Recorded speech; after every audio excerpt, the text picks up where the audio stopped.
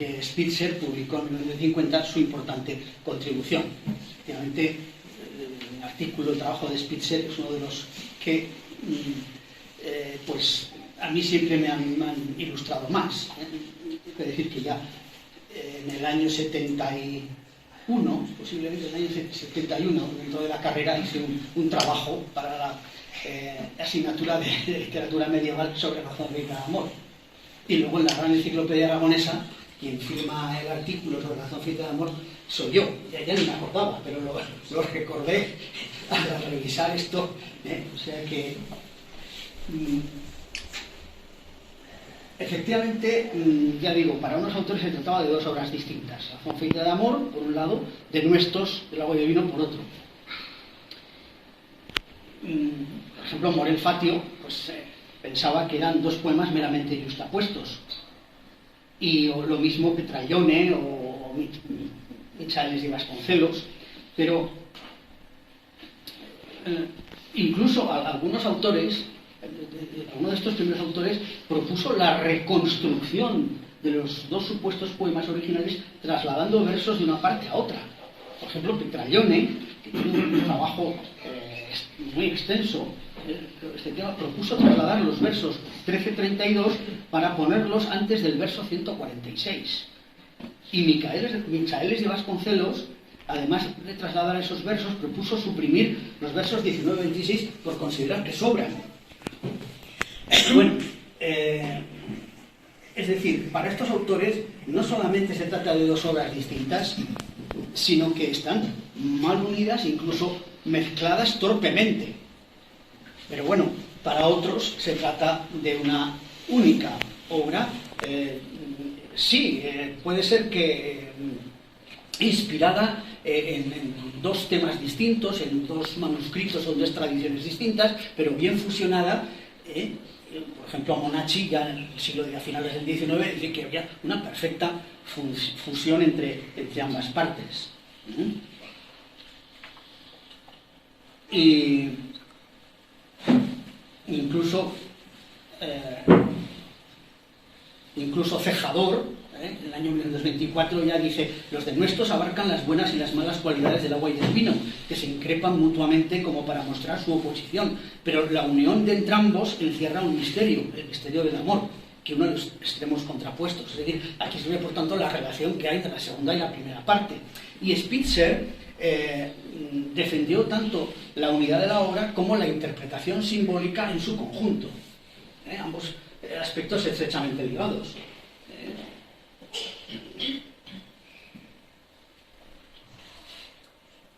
En concreto, observa una serie de personas y de objetos que aparecen en la primera parte: la señora del huerto, el vaso de vino, el vaso de agua, el huerto, la hora de la calentura, la sed, la siesta, que se mencionan tanto en la primera parte como en la segunda, y por tanto dan coherencia al texto. El mismo Méndez Pidal concluye en su estudio de 1905: creo pues necesario volver en la apreciación de este texto al parecer de Monachi, quien proclamó la unidad indivisible del poema. Pero Spitzer va mucho más allá, ¿no? Encuentra toda una serie de pruebas de la unidad del poema. Según este autor, el poema ha combinado lo que él denomina una amorosa visione con un debate. Pero esto no es necesariamente un fallo. Más bien, el contraste es lo que constituye un acierto literario. Pues hay cierto simbolismo latente que relaciona ambos temas. Concretamente dice que quienes critican la falta de unidad del poema no se han percatado del vínculo de ideas por el cual el motivo de los dos vasos, de vino y de agua, que por una parte anticipa el debate del vino y del agua, y por otra parte encuadra el episodio amoroso, es retomado en el último episodio. Entonces, el sentido de las dos copas es la cuestión fundamental. Hay una relación entre el debate del vino y del agua y la escena amorosa. Concretamente, bueno, habla de la sed, la sed que aspira a ser, bueno, pues saciada, ¿no? Y bueno, pues ya vemos que hay muchísimos autores posteriores que se decantan por una interpretación unitaria del poema. Para nosotros es evidente que se trata de una sola obra, y el hecho de que se hable de razón al principio y al final, pues es un argumento, ¿no? Una referencia interna que marca la apertura y el cierre, y por lo tanto pues, da coherencia total al texto. Bueno, en cuanto a los aspectos literarios, que es otro capítulo en el que profundizamos un poco,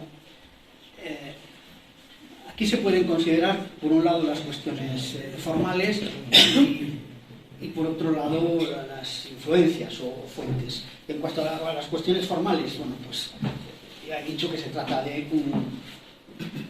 un poema de 264 versos, escritos en pareados anisosílabos, es decir, con diferente número de sílabas, y cada pareado ocupa en el manuscrito una sola línea.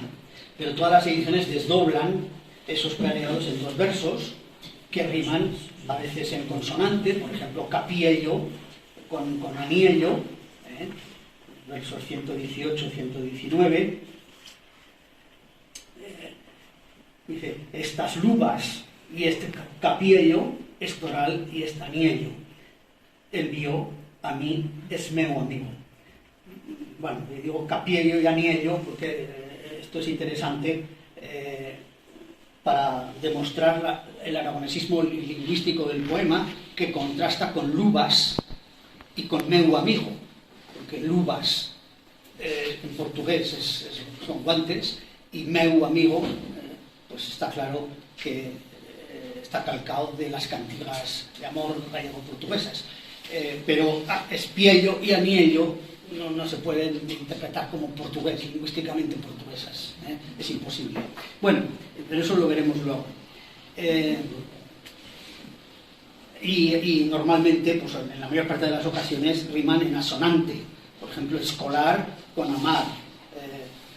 Incluso a veces hay falta de rima, por ejemplo, entre dueña y bona. Claro, esto llama mucho la atención.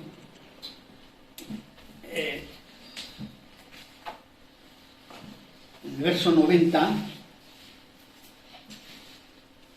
dice, mas de una cosa so cuitada, he miedo de ser engañada, que dicen que otra dueña, cortesa, e bela, e bona, te quiere tan gran ben. Bueno, que dicen que otra dueña, cortesa, e bela, e bona. Aquí esperaríamos y buena, para que rime con dueña. Y sin embargo dice bona.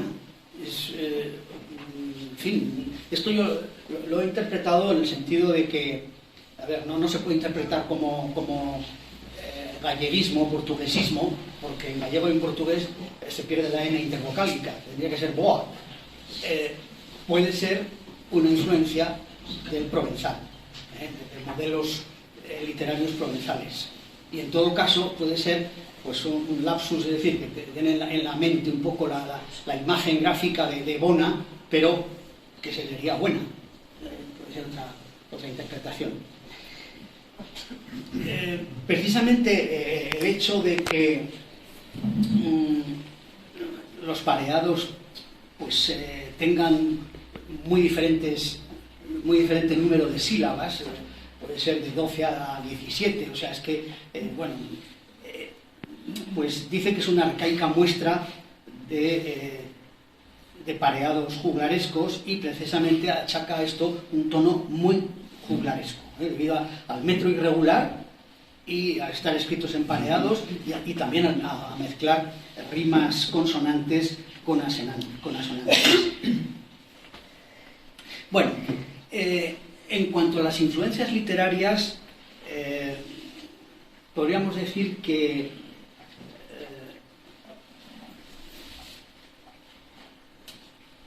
por un lado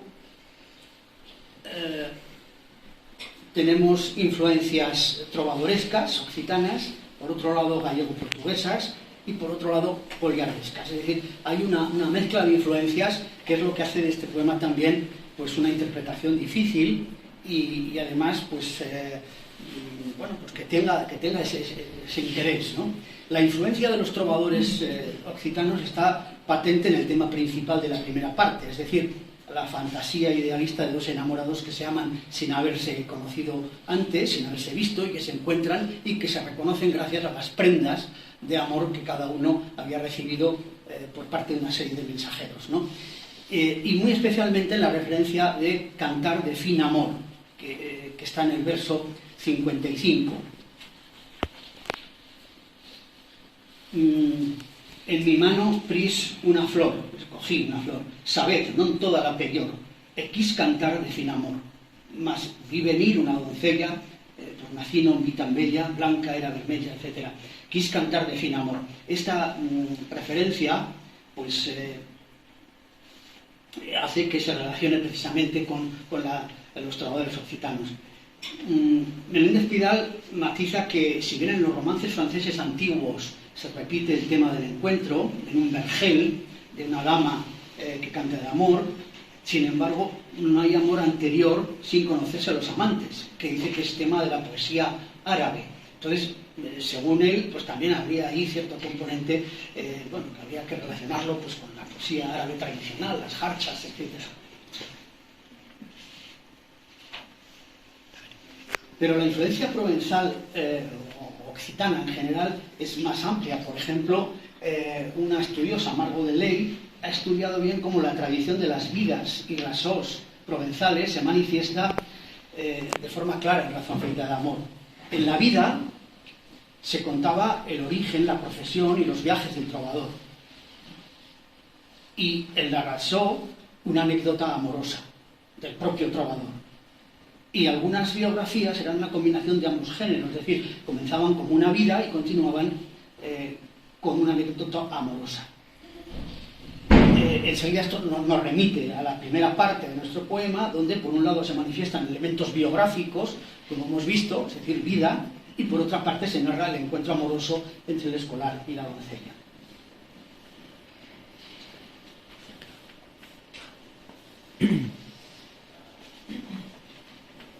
La influencia gallego-portuguesa se revela en algunos versos que responden a la tipología de las cantigas de amigo, tan típicas de la lírica gallego-portuguesa. Pueden citarse en primer lugar, por ejemplo, los versos 78-81,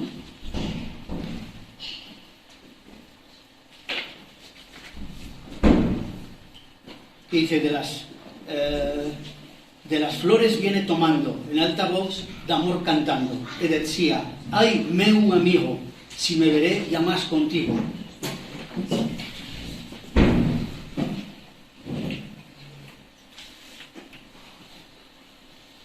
Y luego sigue diciendo, amed siempre amaré, cuanto que viva seré.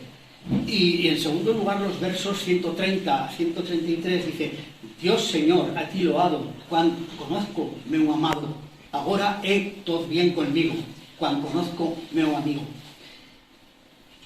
Bueno, Menéndez Pidal dice de estos versos que se trata de una cantiga de amigo empareados de asonancias paralelísticas. Y de esto destaca su gran importancia histórica y literaria, puesto que se trata de una forma métrica de la que fuera de Galicia y Portugal se hallan escasísimas muestras.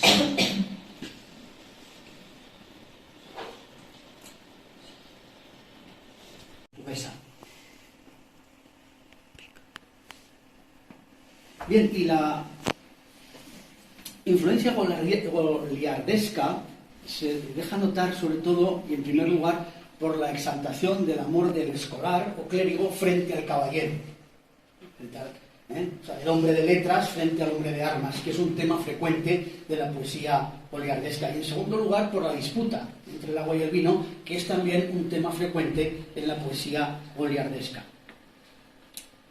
La fuente precisamente de la disputa entre el agua y el vino ha sido señalada por varios autores, el primero de ellos ya Hanford en 1913, y se trata del poema medieval en latín titulado Denudata Veritate. Es un poema de la segunda mitad del siglo XII que se ha conservado en dos códices de París, en uno de Oxford y además en la recopilación conocida como Carmina Burana, que se hizo posiblemente pues, en un monasterio de Baviera, pues más o menos en el segundo tercio del siglo XIII.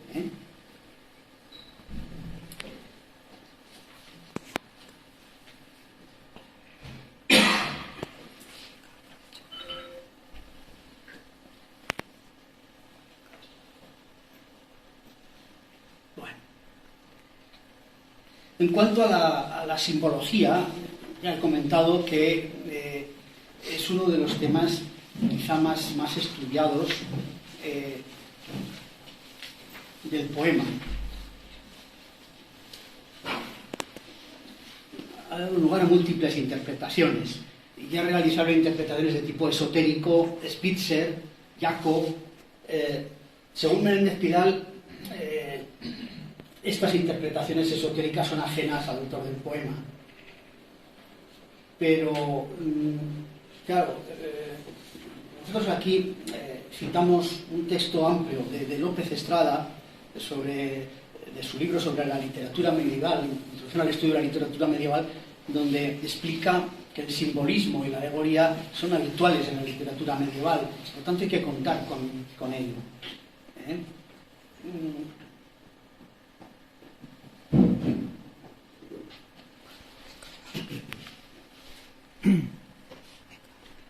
Leo Spitzer, quizá el que ha profundizado más en este tema, dice que el poema encierra como significado oculto la armonía de los contrarios.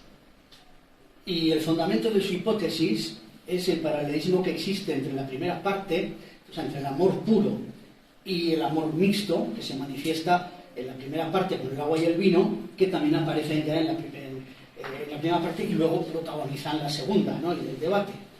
Entonces, dice que aquí estamos en presencia de un plan sobrenatural erigido sobre la escena terrestre. Es decir, los dos vasos, el agua y el vino, y la paloma, pertenecen al marco sobrenatural. Hay que entender que en la escena se nos describe el poema un plano terrestre, mundano, pero que tiene un correlato simbólico en un plano superior o sobrenatural. Esa es la clave en la que conviene leer el poema.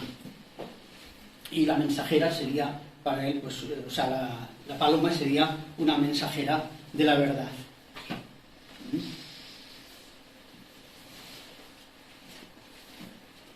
También Jacob, por ejemplo, pues insiste en que el poema debe entenderse dentro del simbolismo cristiano, que era familiar a las gentes de la Edad Media, y lo compara con el simbolismo cristiano que puede observarse en las obras de Berceo, por ejemplo, donde todo objeto, toda acción está relacionada con Cristo y con la historia de la salvación. Por ejemplo, dice, así el vaso de vino sobre el árbol sugiere la crucifixión y la sangre de Cristo.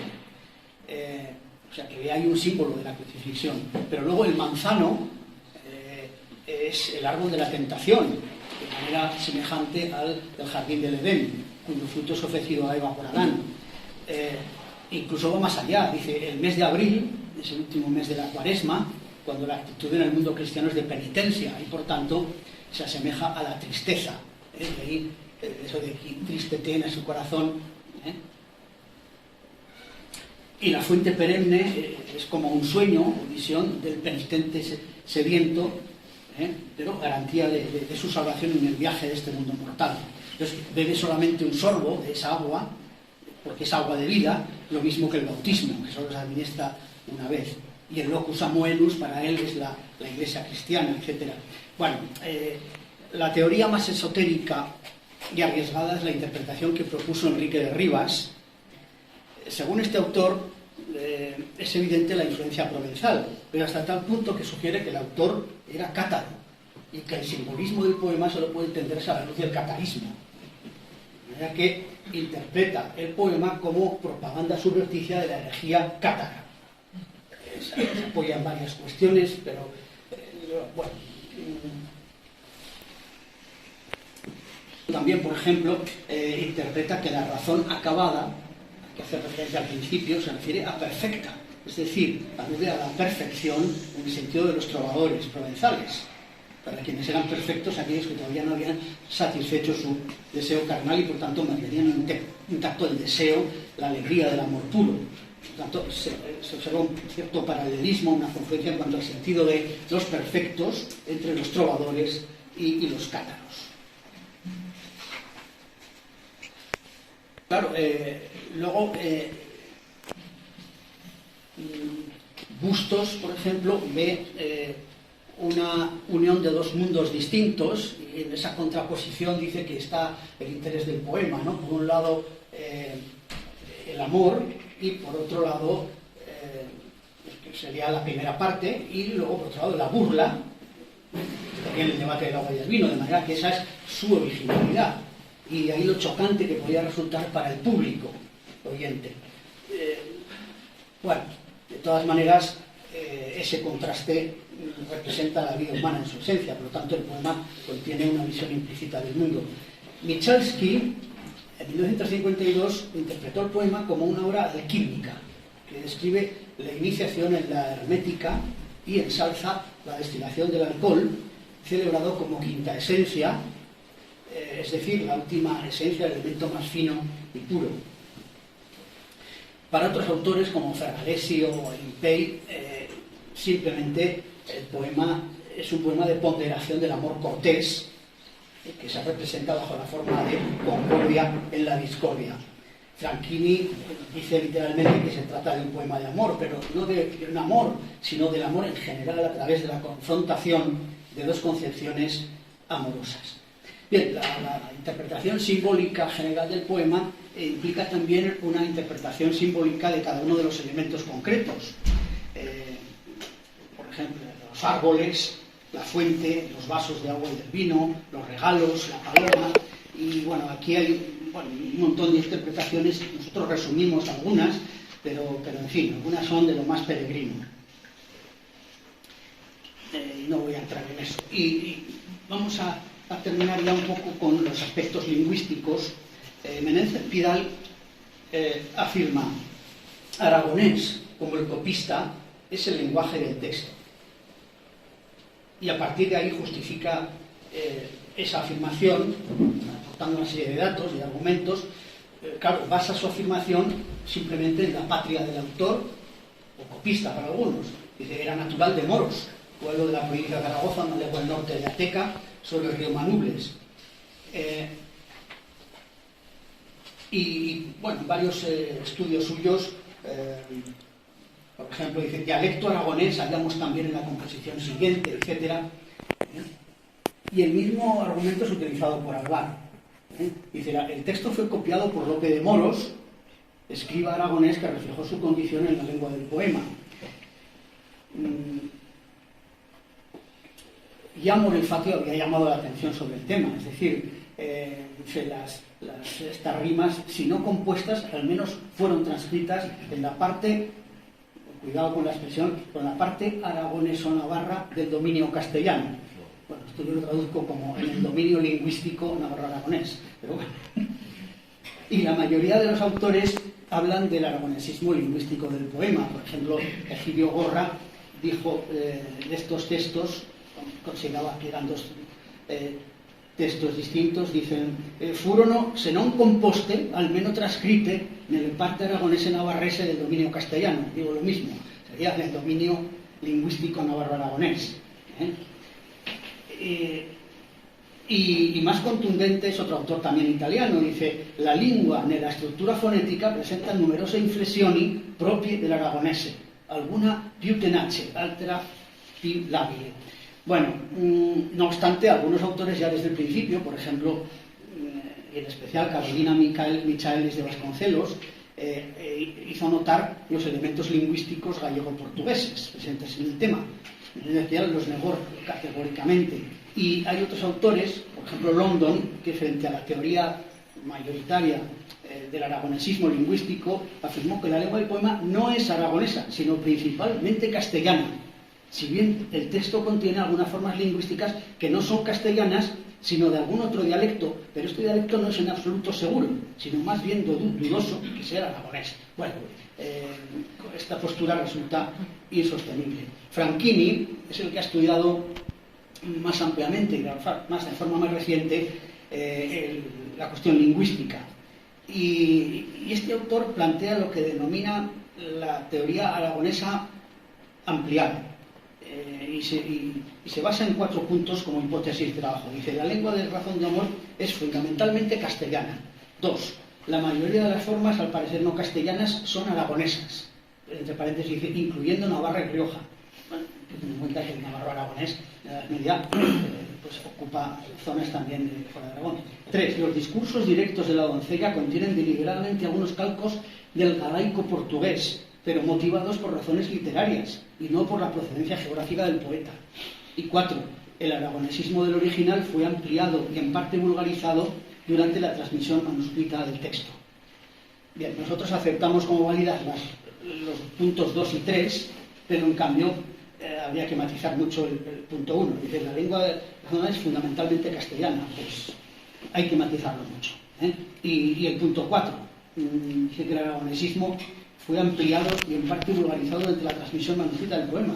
Pues no tiene base, porque solo conocemos un único manuscrito del poema. Tanto, decir esto sin ninguna base concreta, pues es muy arriesgado. Bueno, por lo tanto vemos que para algunos es fundamentalmente castellana, para otros es más bien de tipo aragonés. Las opiniones fluctúan, digamos, entre castellano con aragonesismos y aragonés con castellanismos. Y lo que se percibe así a simple vista, al principio, sin más, la impresión que da es que en el texto hay abundantes aragonesismos lingüísticos, pero también hay formas castellanas, no pocas, y también gallego-portuguesas. Por tanto, pues sí, es un poema aragonés porque fue escrito por un aragonés de moros, pero en cuanto a la lengua, pues lo que se puede afirmar en principio es que es un dialecto ibero-románico con poca coherencia interna, que junto con elementos aragoneses tiene la ibera. Esto es difícil saber si hay que interpretarlo como L o como elle, pero simplemente la grafía como L pues ya sugiere que es un rasgo lingüístico gallego-portugués.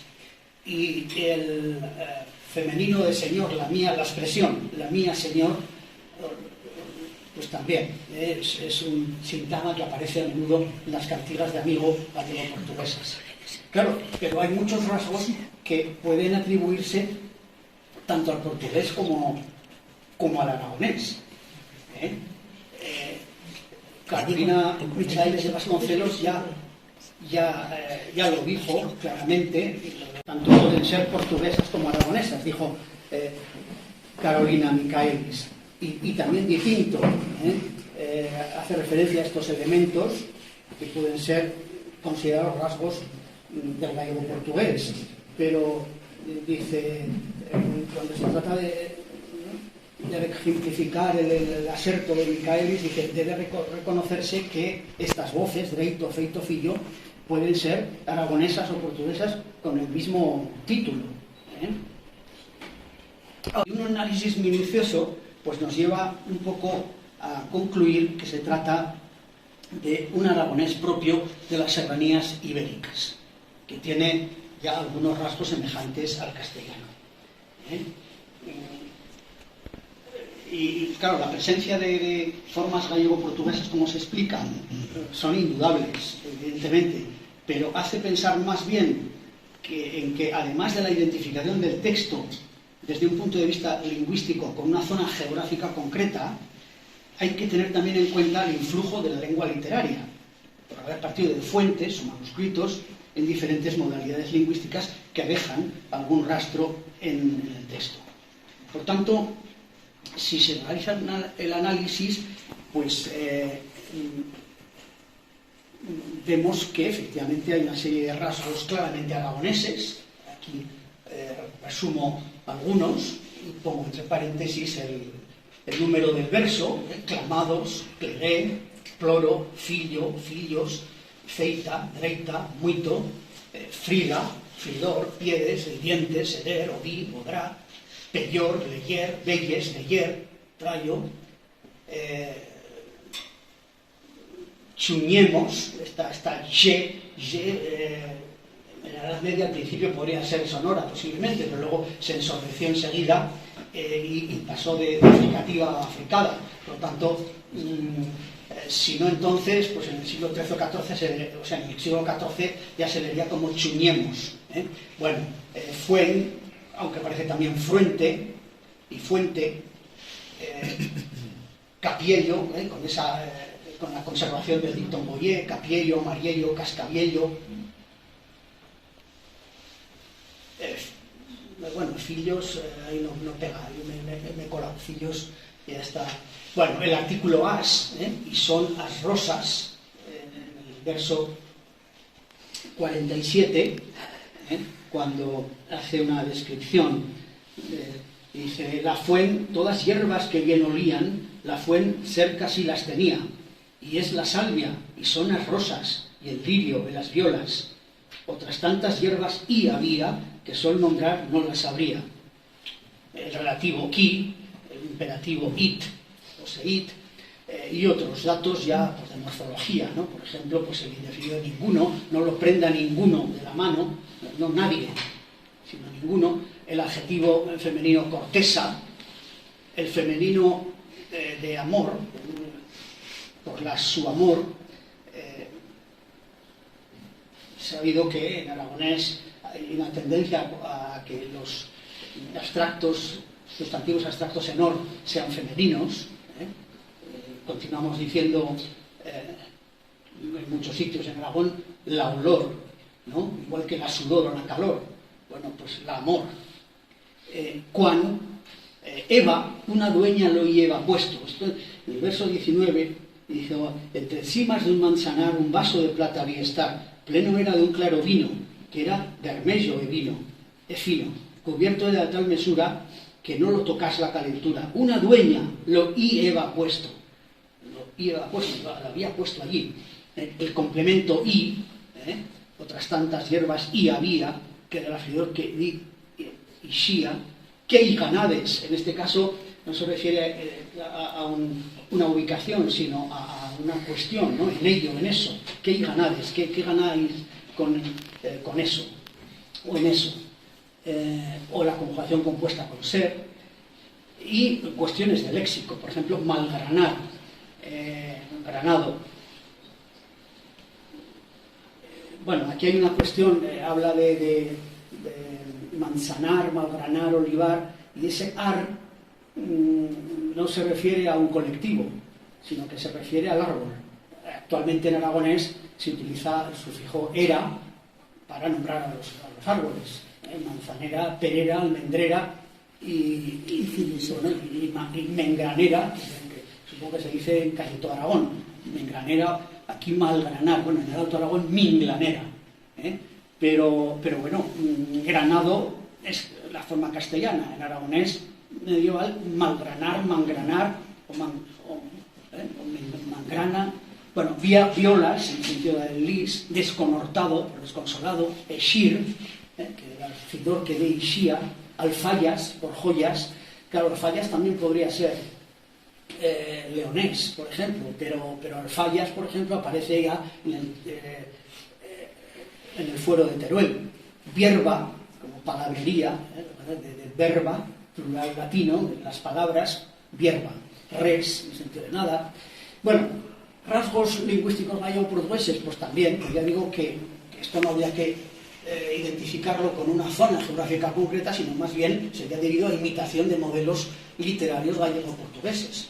Por ejemplo, ben, sin dictonación, te quiere tan gran ben, siempre, ahora todo bien conmigo.